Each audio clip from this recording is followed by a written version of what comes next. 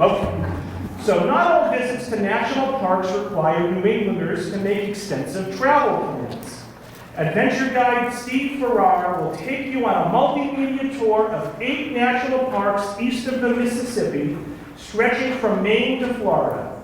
Whether arranging for a day trip or planning a long weekend, you will learn how exciting and accessible these parks truly are, from the most visited to some relatively unknown destinations. Steve's stories, photos, and videos will inspire you to explore America's most treasured places. Steve has visited 59 of our country's 62 national parks. Are we at 62 or 63? 62 as of 3 weeks ago. As of 3 weeks ago, we're at 62 now. Including hiking to the bottom of the Grand Canyon, scuba diving in the coral reefs of the Virgin Islands, camping among the wolves on Isle Royale, scaling rock faces in Yosemite, and climbing to the summits of Mount Rainier in Denali. Very impressive stuff. And before I introduce Steve, I did want to acknowledge and thank Tewksbury Telemedia, who's filming tonight's events. And the next couple of days, you can go home and turn on your Comcast and Verizon local access TV stations and rewatch tonight's magic. And you can also log on to their Town of Tewksbury YouTube page and watch this anytime you want on demand. How about that? So all 60 of us or so, let's give a big round of applause to Steve. There you go, Steve. And I'll dim the lights. All right, hello. Glad you could make it. What you have on your seat, if you didn't pick it up, or in your hands, is the current list of the 62 U.S. national parks. The segmenting is arbitrary. I chose it geographically to divide the parks into groups of 7 or 8. Each one represents a 90-minute slideshow that covers those parks in the group. So if you like tonight's presentation, there's more where this came from. I don't want to waste our time with myself, but I'll give you a quick bio. I grew up in Medfield, Mass, not far from here. As a 14-year-old, I was an Eagle Scout and was chosen to represent the New England troop out at the National Jamboree in 1969. That means I'm turning 65 this year. For those of you without a calculator. I thought I was hot stuff. I had been to the top of Mount Washington. I was like really an outdoors person. They flew us into Salt Lake City, and we had a 5-day road trip up through the Tetons and Yellowstone and Glacier on our way to Coeur d'Alene, Idaho, where the National Jamboree was. Well, I got off the bus in Jackson Hole. Anybody been to Jackson Hole? It's a bit intimidating in that Jackson Hole, we'll go through that when we do the Rocky Mountain group, but there's no front range. Jackson Hole is a fault system, and it dropped. So you have a 6,000 foot from the valley to the Grand, sheer rise. And growing up in New England, you don't see that kind of geography. Well, my jaw dropped, and I now saw what a real mountain looked like. But then we went up the road a bit, and we got off the bus in Yellowstone and ran over and watched Old Faithful go up. And guess what? My jaw dropped. That was another amazing. We went up the road to Glacier and had a snowball fight in July, and that was another wonderful. You don't have to be a genius to think, if this is the reaction that you're having in each national park, well, heck, I want to see more national parks. So it inspired me. I got on my horse, and my bucket list this year will finish up. I'll finish the 62 parks in 2020. So I know you didn't come to hear a lecture. I will mix in some interesting fun facts about the parks. We try to keep it interesting. There are a few, what Steve did on his summer vacation pictures. Not all of the images are mine. If I take my Kodak Instamatic pictures from 1969 and blow them up in a high resolution projector, you don't want to see those images. So I have taken some from the National Park Service website and stuff from the internet to represent places that I've been. So not everyone, if I'm in them, they're my pictures. Here's our tour for today. We're going to start up in Maine and end up down in the Everglades all the way down in Florida. So without further ado, let's get started. This was a couple years ago. That's Acadia, the only national park in New England. It's over on the coast of Maine. It's an old one. It was initially created, 30 of the national parks of the 62 got their starts as national monuments, and then further along the line, either because the park expanded their boundary or for different reasons, they got upgraded to national park status. Sieur de Mont, Man of the Mountains National Monument, got changed, and in 1919, we had Lafayette National Park. So if you're ever on Jeopardy and you get that question, where's Lafayette National Park? It was 10 years' time when Acadia used to be known as Lafayette National Park. It's now Acadia. Basically on Mount Desert Island, most of the park. I have 249 slides tonight. If I talk for 1 minute on each picture, we're going to be here for over 4 hours. So I'll skip through a bunch of them. I'm not going to keep you captive for that long, but some of them deserve a little bit of an explanation. I have 3 boys. My youngest brought his fiance up to meet the parents, and it happened to be right when I was putting my park slideshows together. So the table was covered with parks and books and all kinds of stuff. And she was nice. On the way home, she's telling my son, "Oh, your parents seem very nice. What's with your dad and the parks?" So my son, who had been to maybe 18 or 20 of them, in his mind, that's a right of, everybody goes to national parks. That's just, you do that growing up. So he asked, "Well, what's your favorite park?" And Alicia says, "Well, I've never been to a national park." And he was stunned. He getting to know you. He didn't expect that for a reason. The next Friday night, they drove up to Maine, got up at 4:30 in the morning, and Alicia texted me this picture of sunrise from the summit of Cadillac Mountain and said, "Mr. Farrar, I get it." You get one chance to make a first impression, and Cadillac Mountain makes a great one. That's sunrise. It's the first rays of sun that hit the US is up there. After the sun goes by, you can see the town of Bar Harbor there nestled in around the islands. 1,500 feet is the tallest point from, what's at the bottom, Tierra del Fuego? Bottom of South America, all the way up to Canada. The tallest point on the eastern seaboard is Cadillac Island at 1,530 feet. So relative to Colorado, it's a hiccup. But on the eastern seaboard, it takes its place as number 1. Very comfortable.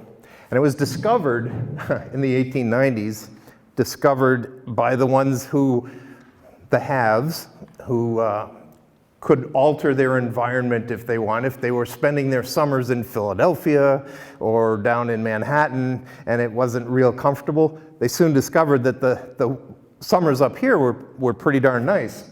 So they built this series of cottages where they'd come for maybe 2 or 3 weeks of the entire year. Problem was in 1947, somebody lit a match, and that black area represents the part of Mount Desert Island that burned. All the cottages along Millionaire's Row burned, most of them burned down, and many were never rebuilt, which is really too bad. Now, Bar Harbor is either blessed or cursed with a deep water channel.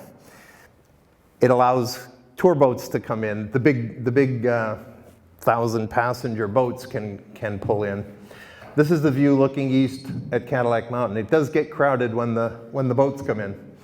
There is a park loop that goes around. You add, if you're going to go up you can drive right to the summit of Cadillac. You don't even have to hike up there. It's another 7 miles, so it adds 20 plus the 7, 3.5 up and 3.5 back to drive around. So we'll go on a tour around. It's not entirely accessible. There's not a lot of the park that you can get to. There are paths. That's the coastline. There's not a lot of sun tanning being done around there. You can take bikes, you can hike around there, but that's what you get for an interface between the water and the rocks. It's the main coastline. There's my lovely wife on the drive over to Thunder Hole. Thunder Hole, you want to cover your camera if you go down there. The waves come in through the sluice there and everybody gets wet. The carriage road, to me, is more of a highlight than Cadillac Mountain. The carriage road was built by Rockefeller Jr. We owe the Rockefellers a lot. You'll hear through the explanations of where it came from. He and his dad, he learned, this was Junior's first road that he built. It's a broken stone road. That's what the Romans used to use. That's why you can go to England today and see the remnants of the Roman roads that they built. When you build a road properly, it stays. This is the finest example anywhere in America of a broken stone road. And he had a unique, instead of making curbstones solid, he put blocks of granite, and those were later referred to as Mr. Rockefeller's teeth, because it became a signature of the roads that he built in this and other places. They all have that sort of a border. No motor vehicles allowed. You can take a carriage ride, you can ride your bike, you can hike it. Jordan Pond, the house is, how would you like to be a slate replacer and have to work on the pitch of that roof? Jordan Pond's a gorgeous place. Absolutely your superior typical summer afternoon tea on the back lawn at the Jordan house, which would consist of warm popovers, locally sourced strawberry jam, and freshly squeezed lemonade. You can't get much more Yankee than that. The bubbles out in the background tower over Jordan Pond here. That's what you gaze across. At 17 places along the route of the carriage road, you had to bridge a gulf. Mr. Rockefeller assigned each of the locations to a different mason and said, get creative. Find something that fits for that location and do your thing. All 17 bridges are unique in and of themselves. They are all specifically designed for where they are. This is my personal favorite, the cobblestone bridge, which is absolutely stunning. Problem is you have to get off the carriage road to appreciate it. You have to get down into the woods to be able to look sideways at it. If you're just walking along the carriage road, you don't have any idea what you're walking over. They're just exquisite. Look at the inset stones underneath. This is the Hemlock Bridge because looking through is the forest of hemlocks. This road you can drive on, the carriage road goes across over it. You can do some hiking. You can do some climbing in Acadia. This is called the Beehive. It's not for beginners. That's the hiking route. Right up. They do give you some assist with some iron rungs that are hammered into the when you run out of handholds, they give you an assist there. There are quite a few hiking trails. This is it's tricky getting around the corner, so they give you a ladder. That's my middle son, Jake. But that's the route, such as it is. You can go right up the chimney. But the view from the top is about the best you're going to get in the park, other than Cadillac. That's the one. It's called Sandy Beach. It's the one place in the park where there, in fact, is some sand, and you get a great bird's eye view of it from up on the top of the Beehive. Some sound over on the western part of the park loop. The only fjord in the lower 48 states. There's a few up in Alaska, but In the lower 48, that's where you go to see an American version of a fjord. Many of the coves are virtually inaccessible. There's miles and miles of coastline, but not all of them have trails that go out to it. So what you want to do is rent a sea kayak, and then you can go where others can't go. It's a little tough landing. You don't have a nice smooth beach to pull up on, but if you can get there, you'll have the place to yourself. You'll hear often about how overcrowded the parks are and stuff, and it's a point to be made when the cruise ships come in and everybody grabs the shuttle buses and there's hordes descending upon it. Yes, there are over 5 million people, 2.5 million that visit Acadia, and they're not there in January and February, I'll tell you that. So summer months can be crowded, but you can get to places where you can appreciate more solitude if you make the effort. And come back in different seasons. You can go to the same place. That's the same view from Jordan Pond of the bubbles, but this is the fall, and everything changes. There's Cadillac Mountain in the fall. Even the little shrubs, lichens, and everything changes colors.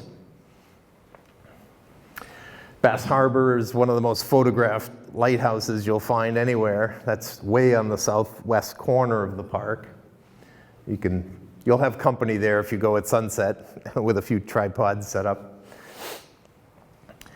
So from the morning view, the sunrise picture that we started with, if you do a 180 and look west, you get the sunset. And that's Acadia, sitting waiting for you up in Maine. Now we do have a new unit under the National Park Service. As of 2016, we have a new national monument in Maine. Teddy Roosevelt created the Antiquities Act back in 1906 when Mesa Verde was discovered, and he wanted to protect it because it wasn't a park yet, and everybody was coming and rifling through all the pottery and the shards and all the antiquities were being stolen from the archaeological. They weren't really digs. They were Pueblo cliff ruins. Imagine this. Congress didn't want to give the president what the president wanted, even in 1906. So Teddy got fed up because it takes an act of Congress to create a national park, and they wouldn't give him his national park. So he created the Antiquities Act that allows a sitting president with the signature to create a national monument. Not quite the same level of conservation that a national park has, but at least he could post rangers there and protect the parks. So in 2016, Roxanne Quimby, the owner of Burt's Bees, had a spare 87,000 acres that she didn't know what to do with. She was tired of paying taxes on, I guess, and she donated it to the government. So President Obama said, well, okay, we can take that. It's basically, it extends the northeast edge of Baxter State Park, which is that would be my foot on the knife edge ridge at the summit of Mount Katahdin, looking down to Chimney Pond. That's the northern terminus of the Appalachian Trail. Maine to Georgia Appalachian Trail. Mount Katahdin to the Canadian border is a new 35-mile extension called the International Appalachian Trail that's been added. And most of the monument, the trail goes through the protected area of the monuments. Very different. The Penobscot has an east branch and a west branch. This is the east branch, which runs through the Katahdin Woods. The western branch is a little more lively. It has a dam on it, and at a few times of the year, they don't just open the gates and let the water come out, but they crank up the pumps, and the volume of the water swells to about 7 times its normal. That's me in the green hat. That's my son Jake, and my son Brooks wanted to sit up front. That's his head there. Makes for a pretty wild ride. But if you go over on the East Branch in the new monument, it's more for the yoga types. It's a lot more mellow. All right, the next park that we're going to visit is Cuyahoga Valley National Park. The criteria to create a national park is that it's got to be something unique. It's got to be a resource that needs protection, and no other organization other than the Park Service can provide the level of protection that it needs. And it has to be suitable, feasible to protect the area. That brings us to my favorite. Anybody over 50, what word association? Cleveland, Cuyahoga. What does that bring to mind? In 1969, the river running through the middle of Cleveland, the Cuyahoga River, was so polluted it caught fire and it burned for weeks. They couldn't put the river out. It was on fire. Great song, Burn On, by Randy Newman. Now, I don't need too many notes for most of my pictures. This one I want to make sure I get right. 74, Ford granted protection of, there are different units under the Park Service. There's national seashores, there's national battlefields, there's national memorials and national monuments and national recreation areas. This fit the bill for national recreation area, so it was protected. A few years later, they got this area over here, donated 47 acres in expansion. That wasn't such a good deal. That turned out to be one of the Superfund sites that required 742 million pounds of toxic materials to be removed before, so it's not a pretty area. Anybody know what was going on in the fall of 2000? It was a presidential election. The Republican Congressman, Ralph Regula of Ohio's 16th District, is in charge of this area. He introduced a bill suggesting that no additional expansion, no more conservation, just a name change from a national recreation area. He wanted Ohio to have a national park. So he put a bill in. It came up in October of 2000, 3 weeks before the presidential election. So the senators had to vote on it. Well, nobody on either side of the aisle wanted to be seen as denying the crucial swing state of Ohio a national park, so it breezed through the Senate with an 83-13 vote. President Clinton signed it into being, and 3 weeks before the election, we have Cuyahoga National Park, Cuyahoga Valley National Park. Ohio, just as an aside, had voted Democratic in the previous presidential election in 1996. I'm not going to attribute the change of heart exclusively to the Republicans' move to give them a national park, but in 2000, Ohio's 21 electoral votes went in Bush's column and allowed him in part to win the election 271 to 266. So thanks to politics, we have Cuyahoga Valley National Park. Very, very unusual national park.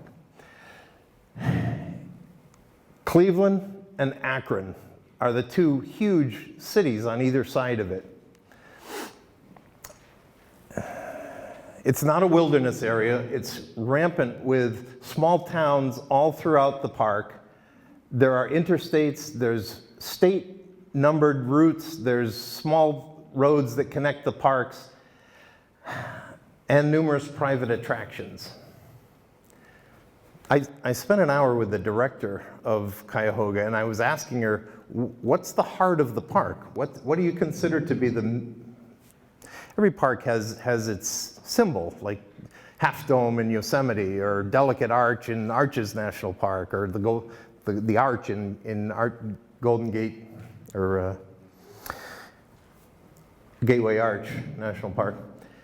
She couldn't, the director in charge of the national park couldn't tell me where the center of her park was. That should tell you something. Here's the main visitors center. You have to park out back. It's not a really fair picture, but that's the entrance. That's how you get in there. From the front, it looks a little nicer. This is the Boston Visitors Center because they have about 12 different centers all over the place. So why do you go to Cuyahoga Valley? Well, you can run a marathon there. Ostensibly, the area is to conserve the old tow path that runs along the Erie Canal, where the horses used to tow the barges up. So they now have a tow path marathon. You can go there to ride a train if you want, that goes through the middle of the park under the picturesque interstate. But if you go on Saturday, you can bring the kids, and Thomas is there. Does that fit your image of a national park? If you don't have kids, come back later at Saturday night, and they have an Ales on Rails beer tasting railroad through the park. Are you getting the flavor of why I'm not real high on this national park? You can book the Happy Days Lodge in the middle of the park for your wedding reception if you want. Or if it's just a family gathering and you don't want it to rain on it, you can reserve picnic shelters. They've got lots of money-making schemes to bring money into the park.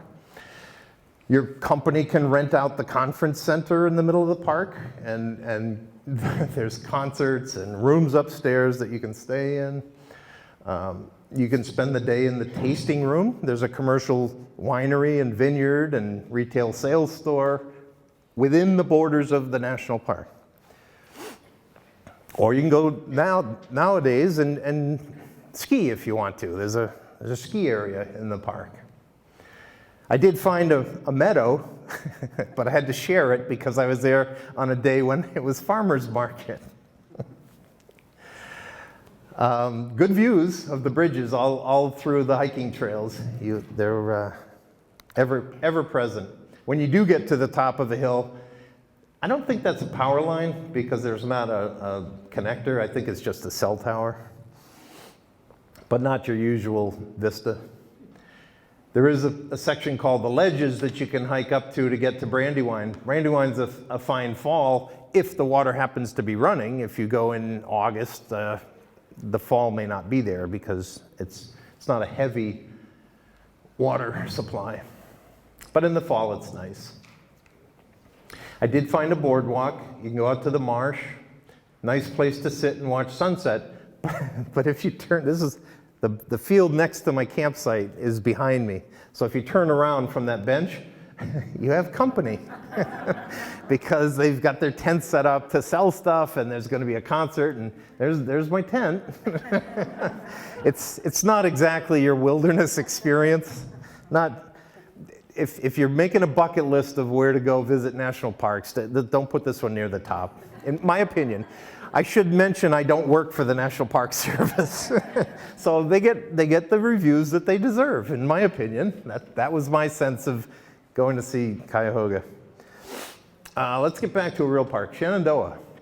Shenandoah, if you head due west from Washington, Front Royal is the northern end of the Skyline Drive, right along the Blue Ridge Parkway. Skinny, it's maybe a mile in either side of the road, goes right down the spine of the Appalachians. As far as a timeline, up to the Civil War, it was no man's land and it got abused. All of the wildlife was hunted virtually to extinction. All the large mammals disappeared. The logging companies got a hold of it, and all the old growth, magnificent timber were cut down to make cabins or burned.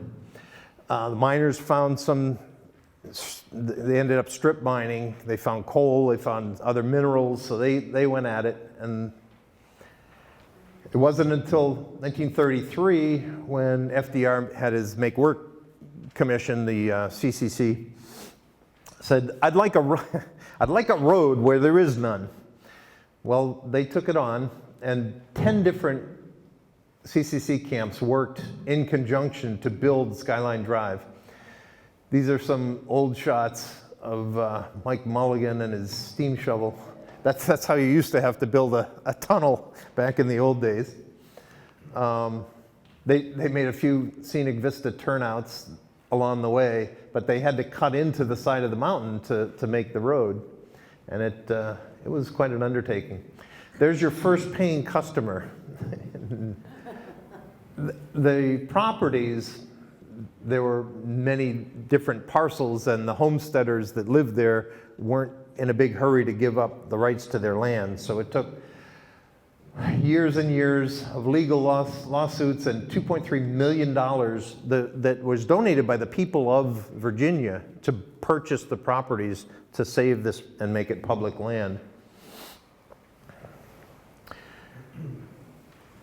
There are a few turnouts along the 100-mile, there's actually 75 of them in the 100-mile length. They only can accommodate 2 or 3 cars per turnout. So if you are driving along and you get a nice view, but it's full, don't hyperventilate. You just go down a few miles and there's another turnout with a very similar view. They do have foliage. The very similar climate, not all that different from where we're at. So in the fall, the quilt gets laid over the Appalachians and the Skyline Drive goes right along the top of it. I know, I live in New Hampshire now. We think we have the best foliage, but it's not too bad down there either. There are a few campgrounds and lodges within the borders of the park, so you can stay right there. Massanutten is pretty cool, actually, from down below. Looks like a Swiss chalet. Big Meadow is very big, actually. There's a few people hiking out in there that shows you the size of it. 200 different assigned campground lots. So it can accommodate quite a few. From Big Meadow, there's a trail, what is it? Mill Prong Trail, goes out to Camp Rapidan.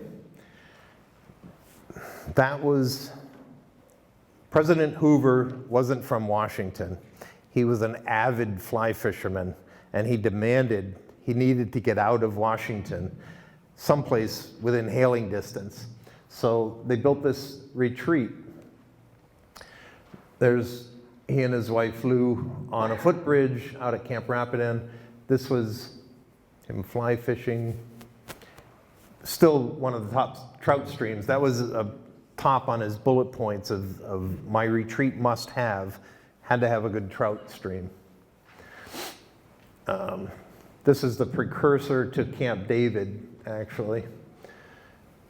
He would entertain out in his, they called it the Brown House in deference to his other home at 1600 Pennsylvania Ave. Big outdoor fireplace. A couple of the buildings have been refurbished and they're now open to the public. You can go visit if you'd like. Other hiking in Shenandoah, you can go up Old Rag. Somebody did a serious project carving some steps. You can practice your rock climbing, rescue. This was only practice. It's a dummy in the rescue sled. And where you have mountains and rain and it's coming down, there's waterfalls galore. All of which, if it's crowded at one point, keep hiking, you'll find a spot where you can have to yourself. Right alongside the Appalachian Trail goes right up the middle of the very narrow part. It's an odd section of the Appalachian because you can hear the cars. You're never more than a half mile either side of Skyline Drive. So as you're hiking the Appalachian Trail, you hear cars going by. It's kind of odd. But the overlooks are gorgeous at sunset, looking out across the Piedmont. Connecting, Blue Ridge Parkway connects Shenandoah in the north to Great Smoky Mountains down below.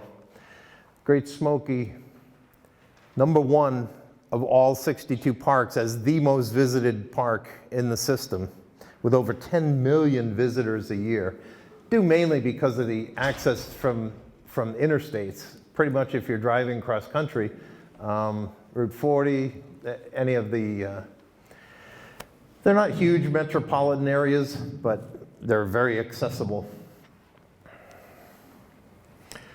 Again, the Appalachian border from Tennessee and North Carolina splits the park right in half, and the Appalachian Trail follows the border.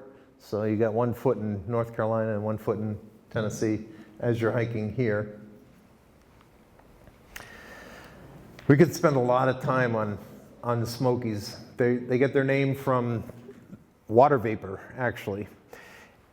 Back in the ice ages, when the ice came down from Canada and covered and advanced, glaciers don't move particularly fast, so over the seasons, trees and foliage would send their seedlings south, and the trees migrated in the advance of the glaciers. Glaciers stopped and they retreated, but now you've got nestled in these very fertile earth, great water sources, humid climate, beautiful. The plants love it. There are so many plants that the haze is water vapor. And it looks fake. It looks like you photoshopped it in there or something, but that's what it looked like. The Appalachians are one of the oldest mountain ranges anywhere on Earth. When Europe and Africa collided with North America, they formed. They used to be as tall as the Himalayas, but they're just so old, they've been weathered down and eroded to 6,000 feet. This one, very similar to Shenandoah in that the European settlers went out to the western frontier. Well, that was the other end of the state. They were over at Jamestown and the coastal settlements, and they went west.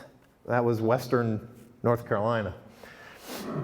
So the government didn't want any problems with the indigenous folks who already happened to be living there, so they marched them over to, hey, we got a nice piece of land out in Oklahoma for you. Again, we could spend a whole hour just on the Trail of Tears about the relocation. So that left room for the lumber companies to come in. They bought up 8,600 acres and for 20 years decimated the old growth forests that were in the area. They just clear cut them. So now you've got somebody saying, no, we got to stop this. So in the 20s, you had the homesteaders that had staked their claims and wanted to live there. You had the commercial entities that wanted to rape and pillage the area of all the natural resources. And you had the conservationists saying, no, stay away. There were 6,000, this is just the borders of Great Smoky Mountain Park. There were over 6,000 individual parcels that made up the confines of the park. And who rode into the rescue but Mr. Rockefeller. $5 million is a lot of money today, but in 1934, when the Depression was going, $5 million was a very large sum of money, and he just gave it from his foundation to settle all of these lawsuits and claims and set this land aside for us. So we now have over 800 miles of trails up and through the area that are absolutely nothing short of magical.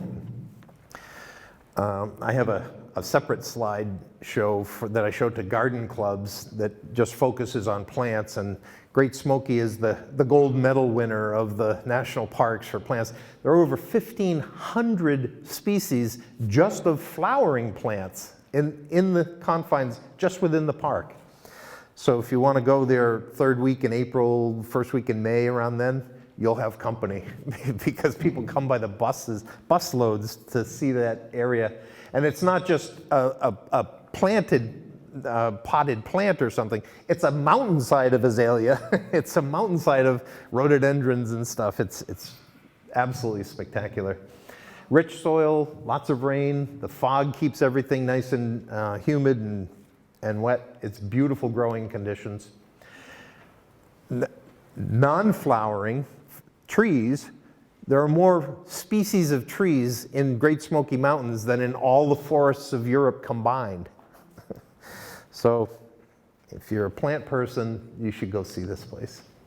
It does have, as I mentioned, the Appalachian Trail, 70 miles of it run through the park. So there's erosion control bars along the trail.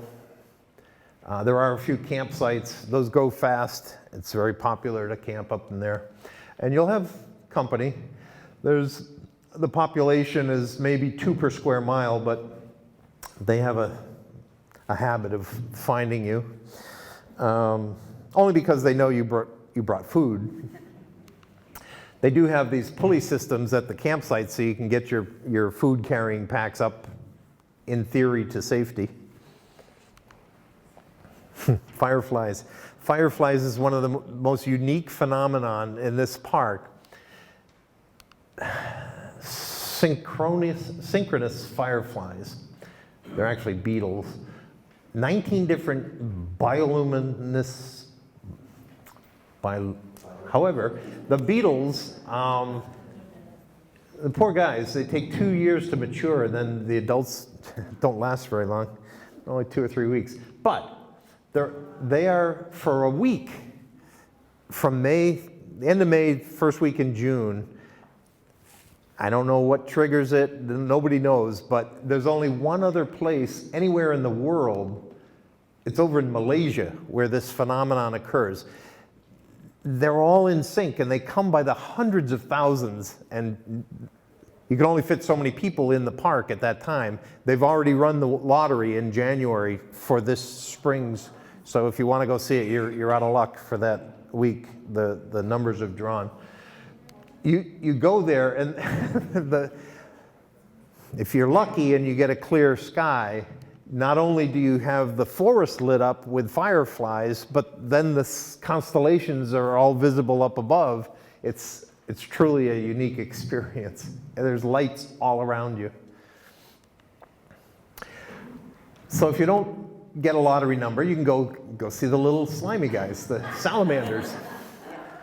They range from a 2-inch pygmy to a 2-foot-long hellbender, a 2-foot-long salamander. There's all kinds of species. Again, it's moist, it's humid, they like it there, so they're all over the place. A hellbender, should you happen to come across one, and want to pick up a 2-foot-long salamander, use a cloth, because they breathe through their skin. And you have oils in your skin, and if you pick them up, you can clog their pores, and they can't breathe. So if it moves you to go pick up a hellbender, you use an aid. 4-pound salamander. Over 40 different waterfalls in the park, very popular during the summer when most people visit. You can dive in and get refreshed. It does get warm there. This has got to be one of the most unique structures, Cuyahoga Valley notwithstanding, in any of the parks. If you hike the Appalachian Trail up through Georgia, up to this place, when you get to the tops of several of the mountains, there's a phenomenon called a grassy bald, where if you read Bryson's Walk in the Woods, he talks about the grassy balds. They don't know if the Indians cleared off the tops or whatever, but you hike up through the woods, and then you get to the summits, and you have this beautiful view because the tops, in fact, are bald. There are no trees there. Well, the park rangers, Clingman's Dome is the highest point in the Appalachians at 6,700 feet, 66. The rangers were getting complaints that people would get to the top and they didn't have a view. There are trees in the way. So they fixed that. They built this lunar lander thing, this observation tower, wheelchair accessible, by the way. I don't know what wheelchairs are doing at 6,600 feet elevation, but if you go up there, you can get up above the trees and get your photo opportunity. It is a nice view from up there, but it's just kind of a strange structure to see. 16 mountains over 6,000 feet, just in the park. We have Mount Washington at 6,200 is the tallest in New England. No shortage of photo ops, though. It doesn't matter pretty much any time of day that you're there, you're going to get magnificent pictures. Even when the sun goes down. All right, now we're going to go west a little bit over to Mammoth Cave in Kentucky. Established in 41. It's got all kinds of different layers of protection to it. It's 52,000 acres, which what's the zoning in Tewksbury? A quarter acre, half acre? 52,000 acres is nothing to sneeze at, but just as comparison, Yellowstone is 3.3 million acres, so it's not a huge park. 400 miles of underground passages, however. It is by far the longest cave in the world. The runner-up is down in Mexico. It's an underwater cave that is it's not quite 200 miles. So this is first place far and away. That's the natural entrance. You can hike down, and you should go see it. It's a unique park. But if you've ever been to Carlsbad, this isn't going to make you forget Carlsbad in a hurry.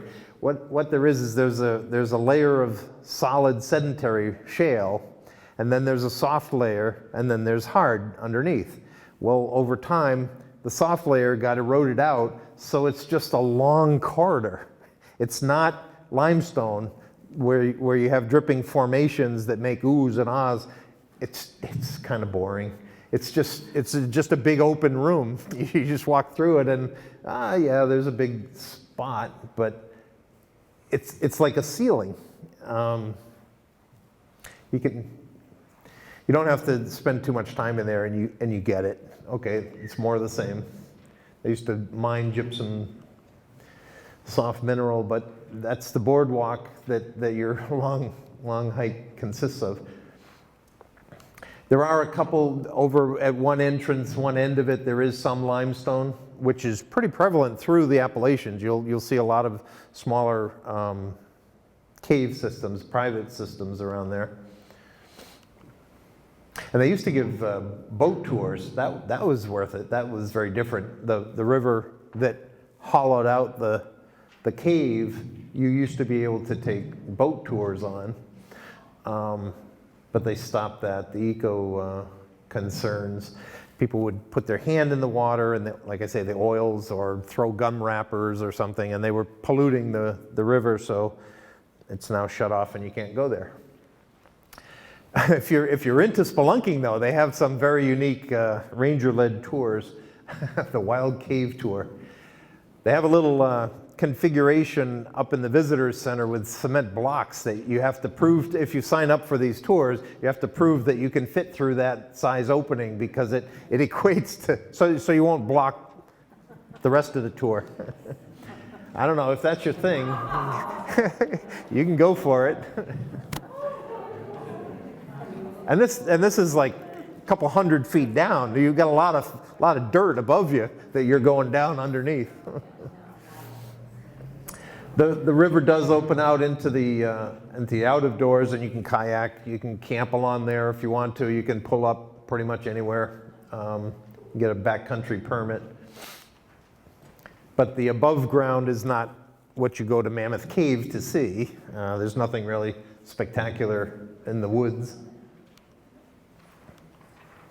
Congaree. Anybody been to Congaree National Park? A lot of people don't know that South Carolina has a national park.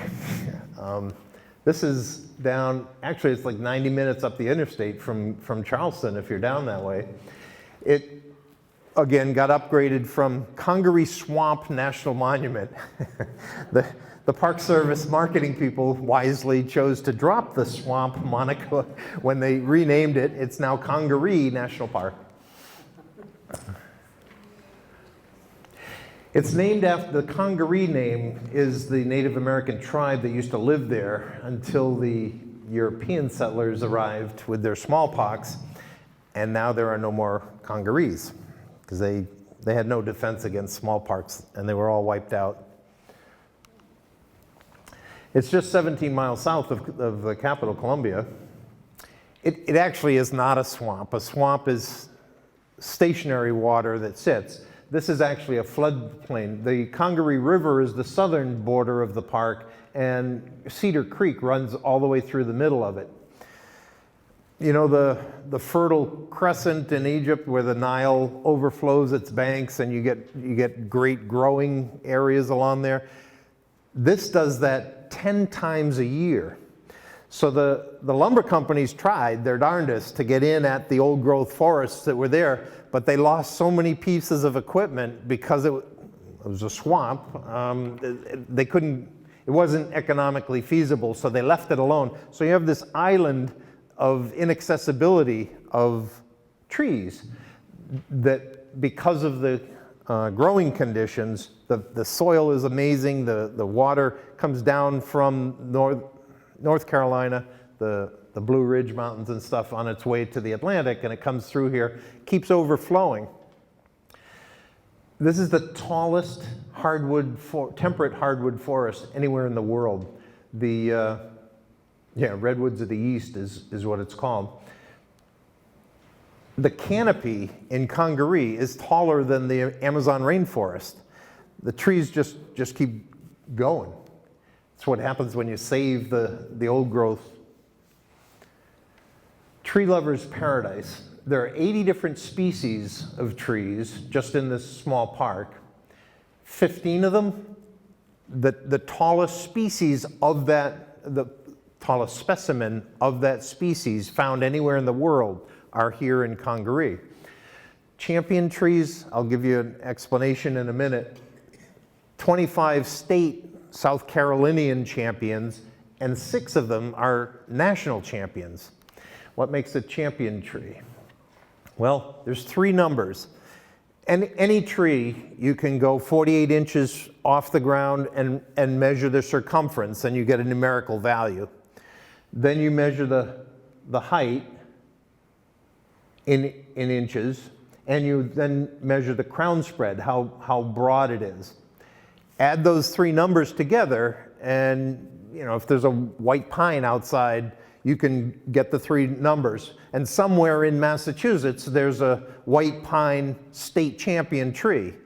Well, there's white pines in New Hampshire and in Maine as well. So somewhere, one white pine is the national champion, biggest tree of that species. There's the national champion bald cypress.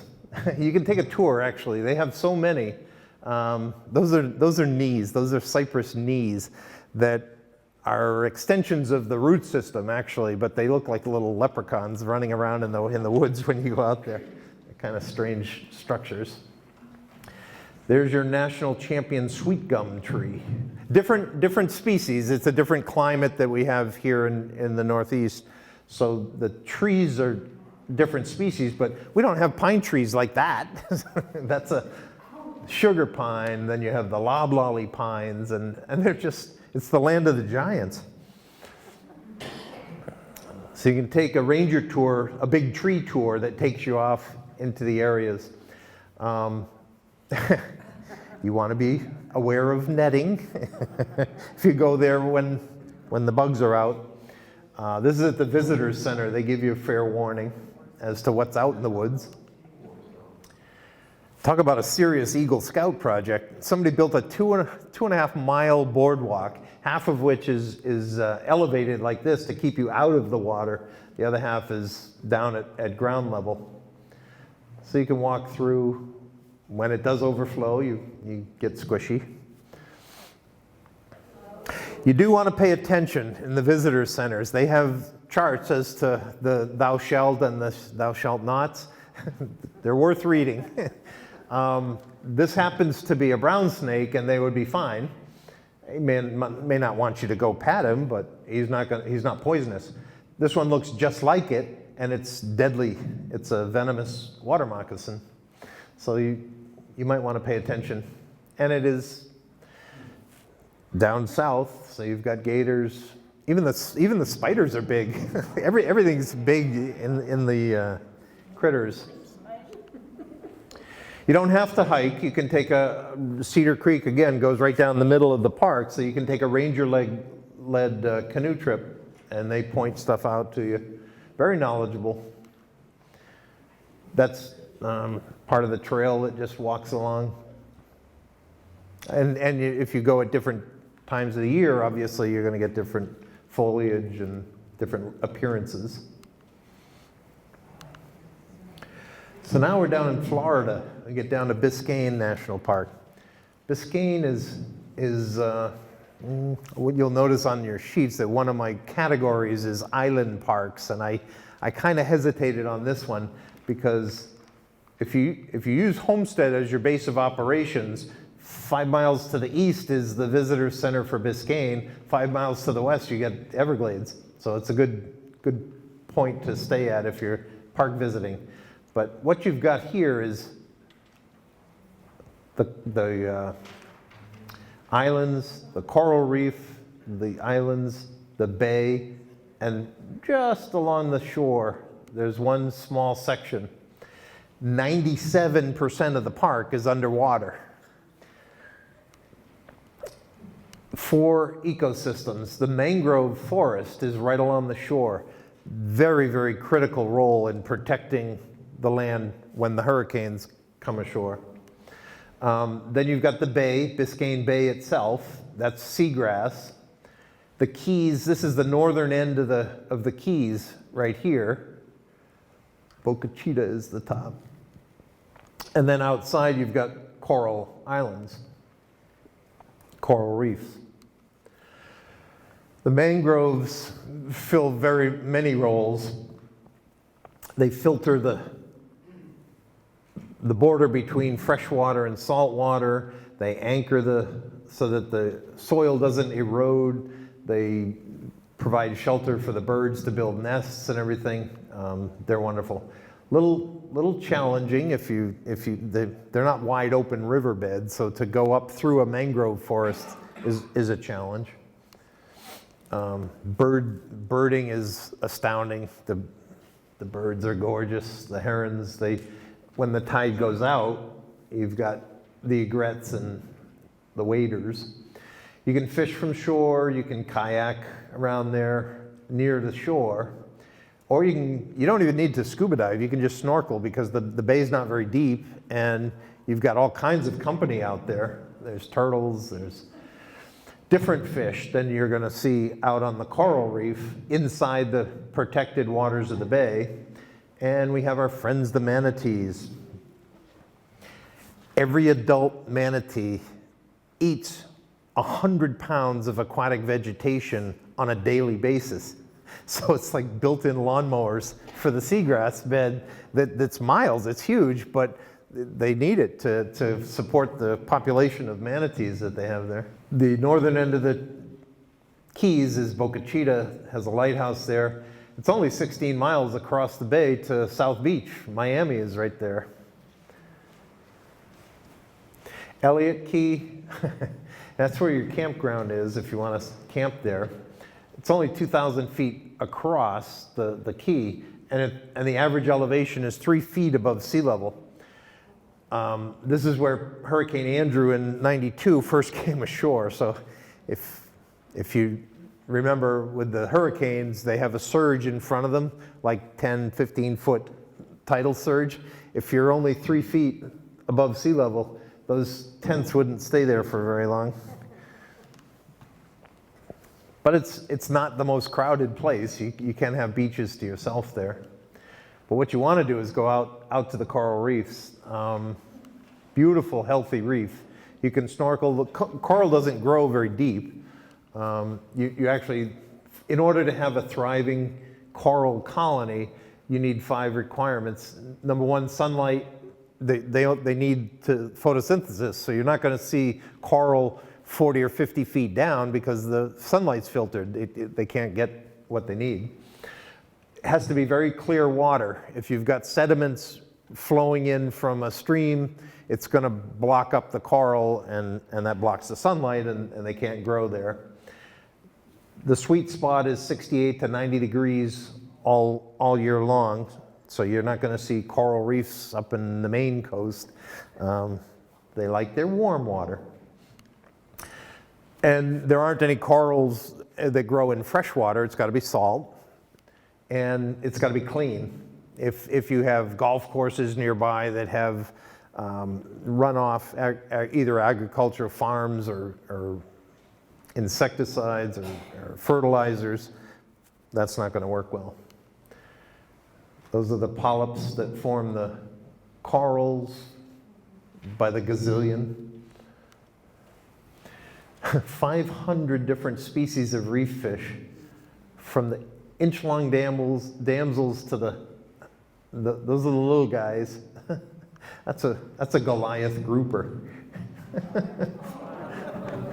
They're harmless. I don't think they even have teeth or anything. But you know, when you have your mask on, you kind of have tunnel vision, and you don't really know what's over there to the side. So when you pivot and see that beside you, it can make for quite a fright. And there are sharks in the area. So if you camp out on Elliott Key and look inland across to the west, that's looking across Biscayne Bay for the sunset. And the last of our parks we're visiting tonight is the Everglades. That's my 3 sons. Florida is actually a basin. It's a limestone basin. It's high on the edges. The rims of the peninsula are higher, and it's concave. Lake Okeechobee, and it's tilted. It's tilted so the water flows, not real steep, it's not a waterfall, but the flow of water from Lake Okeechobee, it gets over 60 inches of rain every year, so the middle collects, and it just keeps flowing down because that's the way the basin is tilted. The Everglades itself is only the Everglades National Park only represents 1/7 of the actual Everglades. The whole middle of the state is the Everglades. So they've added conservation areas on top of it to keep the water from being siphoned off for condo developments or golf courses or whatever, so that it protects on its way down to the Everglades here, and then Florida Bay is like Biscayne Bay, it's underwater. So you got a good portion of the park is open water. The birds, the egrets, the herons are actually what led to the formation of the park. 1880s, 1890s, the haberdasheries up in New York, that was all the rage, all the fashion, to get the big plumage from these rare species. The demand for the feathers, they were worth so much to get the feathers to market that the game wardens, who were trying diligently to put an end to the poaching, ended up getting murdered. It was worth the risk because they could make so much money collecting the feathers. The birds almost were hunted to extinction, so it was the Audubon Society who actually stepped in and said, no, we got to save this area. It wasn't to save the Everglades, to save the habitat, it was to save the birds. It was initiated by the Audubon. So it was first set aside 1916, and then Congress approved a national park in the 34, but that was during the Depression, and they didn't have any money for it. So it wasn't until later in 47 that the park actually opened. There's about 9 totally separate ecosystems within the Everglades, and this is another park where we could easily spend the full hour taking a deep dive into each of the sections. It has the largest mangrove ecosystem anywhere in the Western Hemisphere. Again, Florida, elevation in Florida is measured in inches, not in feet. It's a very low-lying area, so if you get a hurricane coming across with a 12-foot tidal, it would absolutely wipe out all of the animal nests and homes, and the Everglades are pretty low.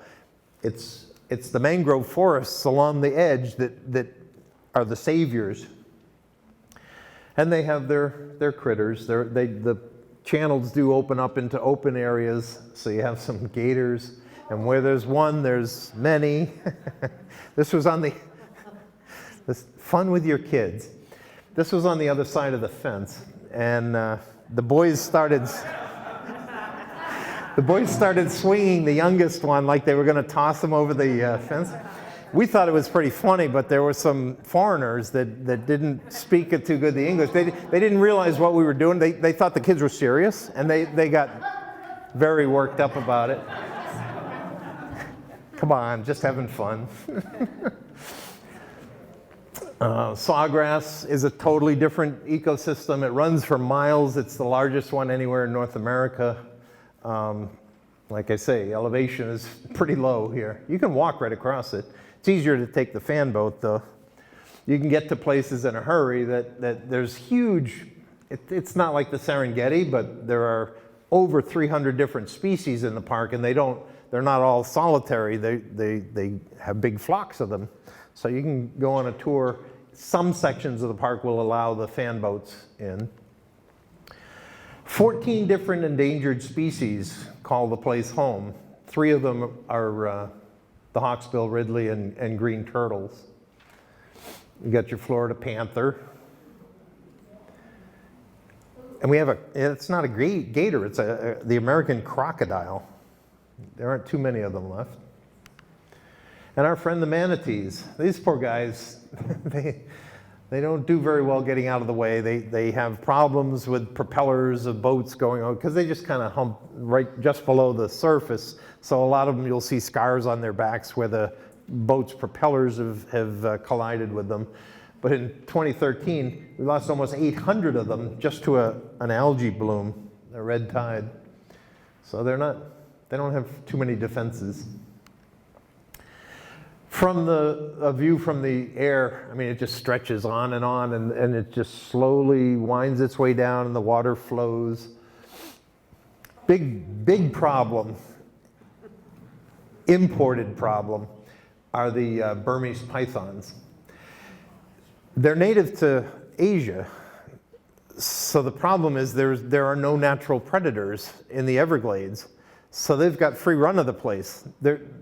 There aren't anybody that eats Burmese pythons. They're very prodigious. 100 eggs per nest.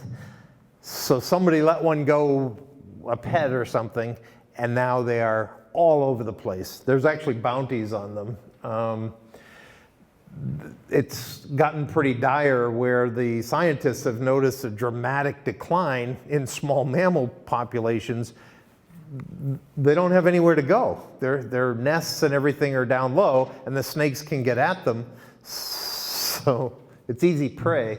And these things are big. It's a problem.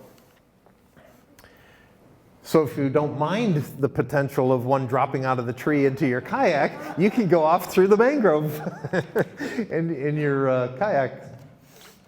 Different ways to see the park. You can kayak, there are boardwalks out into the wilderness areas.